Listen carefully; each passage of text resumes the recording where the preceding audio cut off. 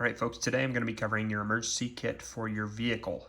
Now, I know there's some constraints. Some people have smaller vehicles, some people have trucks, so that's going to vary greatly on your each of your individual situations.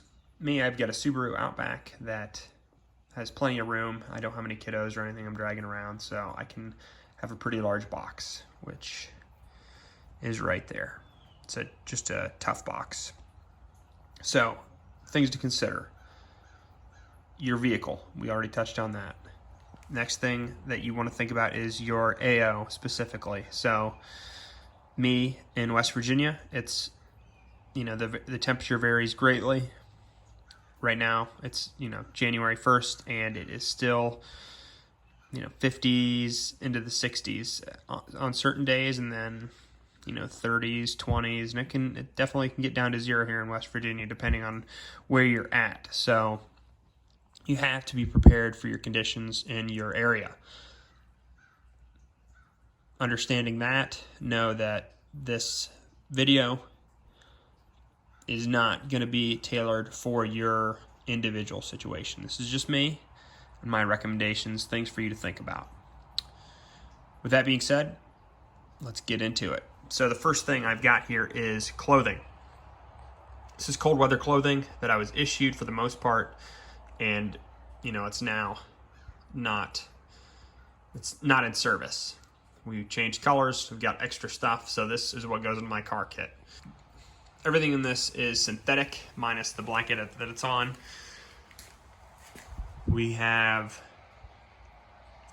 the grid fleece top, long johns, which is the silk base layer, as well as some wool, merino wool, that I can put over top of those. A balaclava, fleece cap, wind jacket from Patagonia. It's the military issued one. Flight gloves, Nomex, handkerchief, shamog, pants, belt, and trigger finger mittens.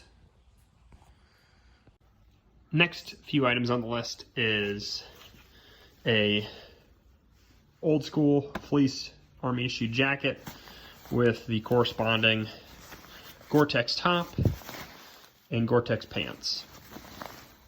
These are really great. They're M81, so that makes them even better. And they work. They work really well. You can probably find a review on these on YouTube, but I highly recommend if you can get your hands on them. Facebook Marketplace usually can find them for pretty cheap. So definitely check them out. Outer layers, insulation layers. One item I did not show you is my socks. Darn Tough socks, in my opinion, are the best. Followed by, I think it's not Rock River, I think is the name of the sock company. They make some pretty good military issued socks that are synthetic. I personally like the merino wool Darn Tough socks. I put it all in a large garbage bag. It'll compact down a little bit more once it's in the box, but even though it's in a tough box, I like to keep it in a garbage bag for an extra layer of protection. It's a good idea, just like in your ruck, to use waterproof bags around individual bits of kit in case your overall bag gets compromised. For the food situation and water, I keep it simple. Got a few MREs, a canteen 1 quart with a canteen cup. Seen a lot of use over the years. A canteen pouch and a life straw. Now, I know what you're thinking. It's not very much stuff to process water, and you would be correct.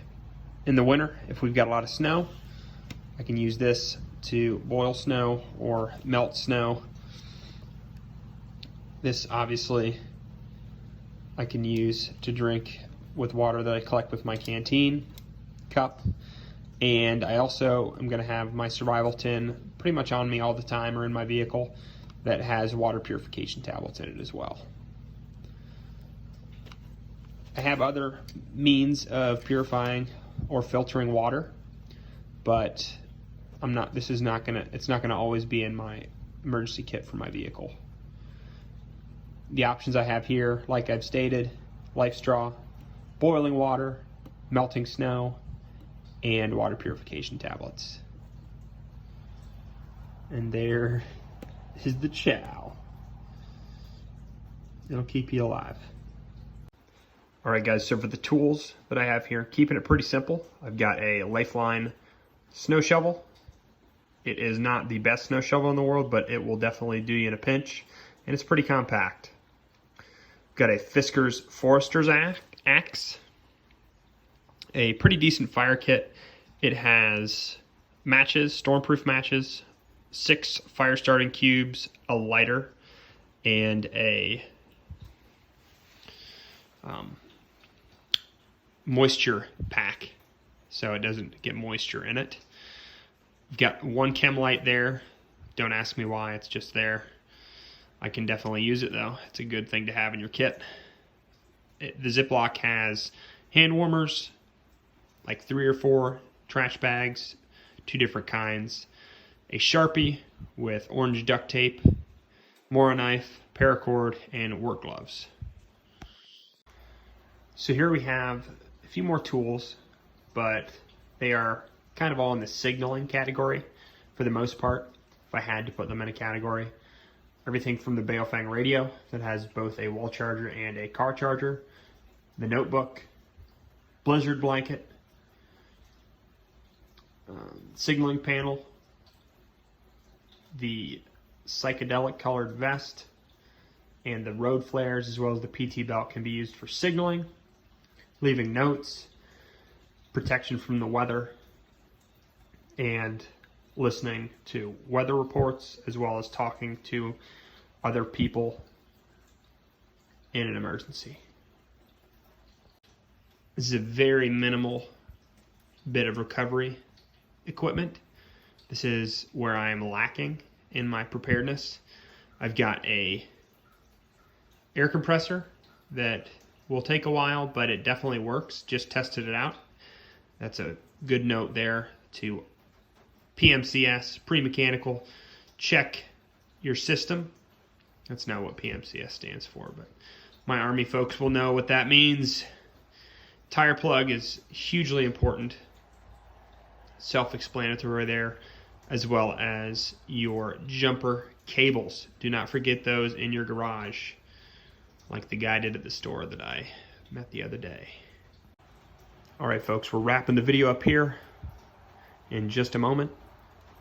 The last 4 items on the list are the German Army wool blanket, the isomat with bungee cord, small climate pillow, and the USGI woodland camouflage assault pack with butt pack and pistol magazine pouches, as well as a grenade pouch. Like I said earlier, folks, this is by no means exactly what you need to carry for your situation, but overall, I'd look at covering the basics: food, water, fire, shelter, first aid, land navigation, and signaling. I know land navigation and first aid did not really get covered too much in here, but those items I usually have in the front of my vehicle in the console. First aid trauma kit is attached to the back of my headrest, easily accessible, not back here in the trunk where I cannot get it when it is absolutely needed, quick, fast, and in a hurry. One downside of this is, you know, if I want to get something at the bottom of the box, I got to dig everything out. So, you know, there's pluses and minuses to every system. I appreciate you guys watching. This has been Adapt or Die, reminding you that if you're not always prepared, when you're going on the road, then sadly, you're never prepared.